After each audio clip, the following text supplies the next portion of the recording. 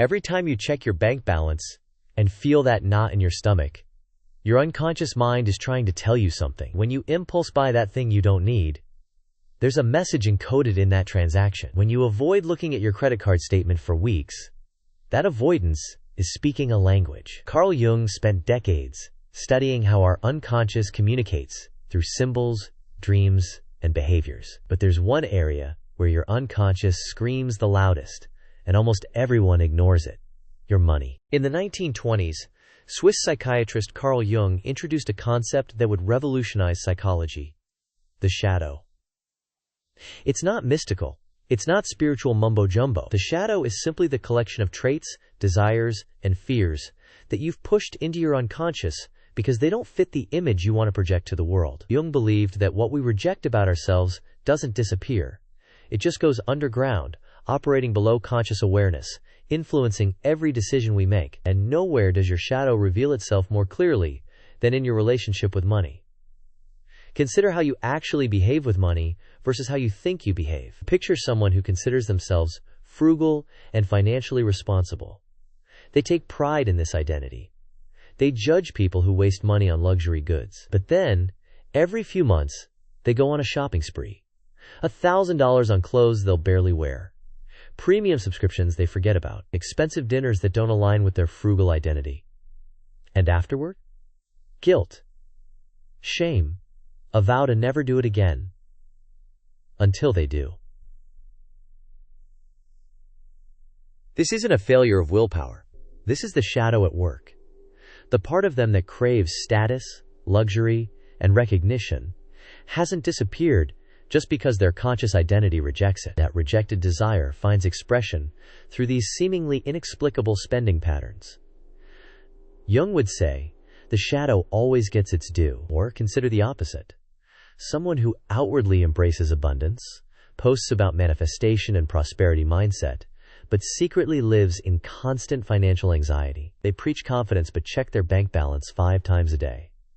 The shadow here is fear and scarcity, and it's running the show from behind the curtain. Your financial shadow contains everything about wealth, poverty, greed, and security that you've been taught to reject. And the more you reject it, the more powerfully it influences your unconscious money decisions. As Jung wrote, until you make the unconscious conscious, it will direct your life and you will call it fate.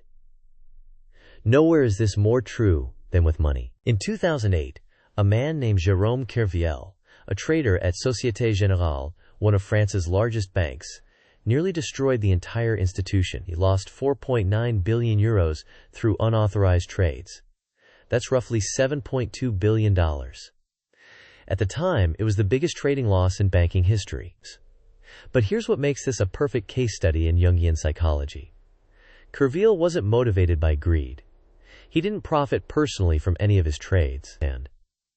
In fact, his salary was modest by banking standards, around 100,000 euros a year. So what was he doing? Kerviel grew up in a working-class family in Brittany. His father was a blacksmith and hairdresser. His mother was a hairdresser too. He wasn't from the elite world of French banking. At Société Générale, he started in the back office, the administrative support that processes trades for the real traders. When he finally became a junior trader, Kerviel was surrounded by colleagues from prestigious schools, wealthy backgrounds, people who belonged to a world he'd never fully entered, and something in his unconscious needed to prove he was more than his origins, more than the back office guy. He started making unauthorized trades, small at first, then massive. He built up positions worth over 50 billion euros, more than the bank's entire market value. He wasn't doing this for money. He was doing it to be the best trader, to be respected, to be seen.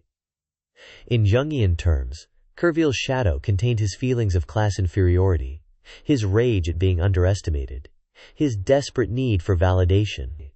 He consciously saw himself as a loyal employee trying to make profits for his bank. But unconsciously, he was compensating for a lifetime of feeling less than. When his unauthorized trades were finally discovered in January 2008, the bank had to unwind his positions over 3 days. The losses were catastrophic. Kerviel was sentenced to prison. But in interviews afterward, he showed almost no understanding of his own motivations. He insisted he was just doing his job, trying to make the bank money. This is the danger of an unexamined shadow. It doesn't announce itself. It operates through rationalization. Kerviel genuinely believed his conscious story. But the unconscious driver, the need to prove his worth through financial risk-taking, was steering the entire time, and it cost billions. Another core Jungian concept is projection. It's the psychological mechanism where we see our own unconscious traits, the ones we can't accept in ourselves, reflected in other people, and then we judge those people harshly for having those exact traits. Money brings out projection like almost nothing else. Think about the last time you had a strong emotional reaction to how someone else spent money. Maybe you saw someone buying a luxury car and thought, "What a waste, so materialistic." Or you saw someone being extremely cheap and thought, "They're so greedy and small-minded." According to Jung, that emotional charge is the clue.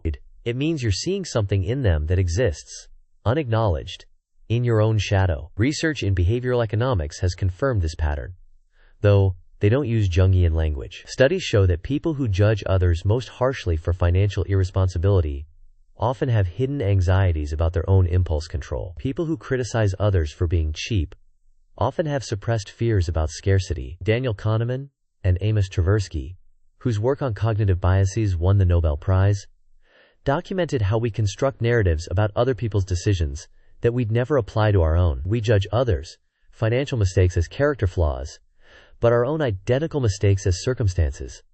That's projection in action. Jung worked extensively with a concept he called individuation, the process of integrating the shadow rather than projecting it. In financial terms, this means acknowledging the full spectrum of your relationship with money. If you pride yourself on being generous, you must acknowledge the part of you that wants to hoard. If you identify as ambitious and wealth-focused, you must acknowledge the part that fears money's corrupting influence. In his book, Memories, Dreams, Reflections, Jung wrote about his own struggle with money.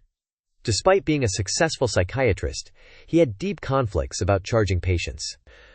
Part of him felt that healing should be free, that money contaminated the therapeutic relationship. But another part, the shadow part, needed financial security and recognition of his value. He spent years wrestling with this split, and only by acknowledging both sides could he find peace with it. When you notice yourself having a strong judgment about someone else's financial behavior, that's your unconscious sending you a message. It's saying, pay attention. This is something you haven't integrated in yourself. The person who judges others for being too materialistic likely has suppressed desires for status and luxury. The person who judges others for being reckless with money often has a suppressed desire for freedom from their own rigid control. Projection doesn't make you a bad person, it makes you human. But it's expensive, because as long as you're projecting your financial shadow onto others, you're not seeing your own money patterns clearly, and that costs you, literally and psychologically. Jung distinguished between the shadow and another construct he called the persona. If the shadow is what you reject about yourself, the persona is the mask you show the world. It's your public face, the acceptable version of yourself. And with money, your persona might be costing you everything. WeWork, the co-working space company, reached a valuation of $47 billion in 2019. Its founder, Adam Neumann, embodied a very specific financial persona, the visionary entrepreneur who transcended greed, who was building community and consciousness, not just profit. He talked about elevating the world's consciousness. He convinced investors he was a spiritual leader, not just a landlord. But behind the persona of the enlightened founder was a very different financial reality. Neumann was reportedly paid nearly $6 million to use the word "we" after he'd trademarked it personally. He bought multiple homes worth tens of millions. He sold nearly $1 billion of his own stock, while telling employees and investors to believe in the long-term mission.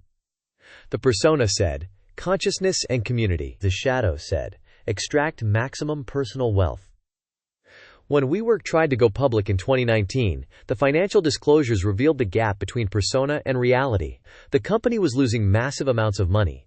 The governance structure gave Neumann dictatorial control. Investors revolted. The IPO collapsed.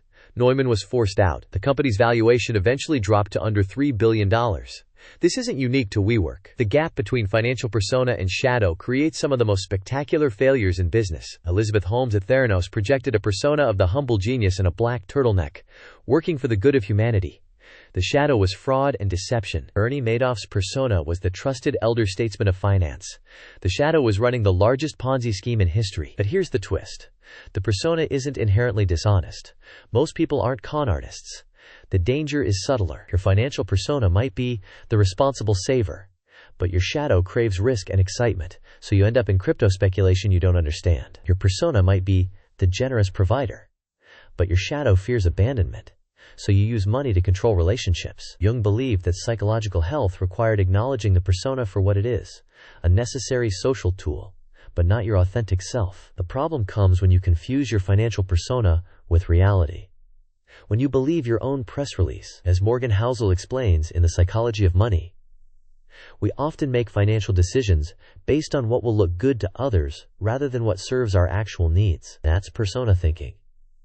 The person who buys a house they can't afford because it matches their desired identity. The entrepreneur who rejects a profitable small business because it doesn't fit the persona of disruptive founder. The cost of maintaining your financial persona can be enormous, both in dollars and in psychological energy spent pretending. So what's the urgent message your money is trying to send? It's this.